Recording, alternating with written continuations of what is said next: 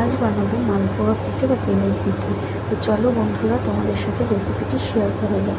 তো প্রথমেই দেখো একটি বাটি নিয়ে নিয়েছি, আর তার মধ্যে আমি 1 কাপ ময়দা নিয়ে নিয়েছি, আর নিয়েছি 1 কাপ চালের গুঁড়ো, আর নিয়ে নিয়েছি এখানে 1/2 কাপ সুজি। তো আমি অল্প করেই বানাবো, এর জন্য আমি অল্পই উপকরণগুলো নিয়েছি। তো দেখো সামান্য পরিমাণে লবণ নিয়ে নিয়েছি, আর নিয়ে নিচ্ছি এখানে 1.5 কাপ মতন চিনি।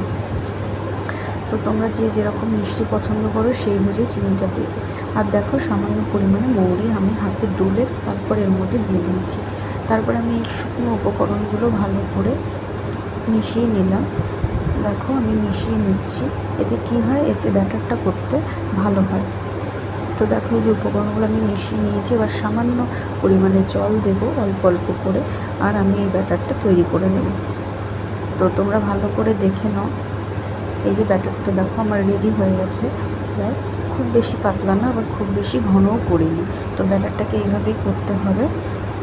কিছুক্ষণের জন্য আমি ব্যাটারটাকে রেখে দেবো, চিনিটা যাতে ভালোভাবে গলে যায়। ততক্ষণে দেখো আমি তেল গরম করতে বসিয়ে দিয়েছি কড়ার মধ্যে। এটা সাদা তেল, তেলটা গরম হয়ে এসছে।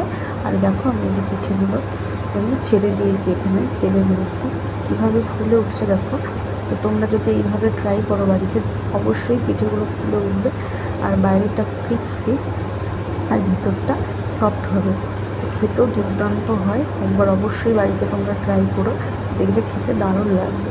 আর আমাকে কমেন্টে জানিও যে কীরকম হয়েছে। তো এই যে দেখো মালপোয়া পিঠেগুলো আমার সব ভাজা হয়ে গেছে। তো রেসিপিটি যদি তোমাদের ভালো লাগে, লাইক কমেন্ট শেয়ার আর সাবস্ক্রাইব করে দিও। দেখা হবে নেক্সট ভিডিওতে। আজকের মতো বাই।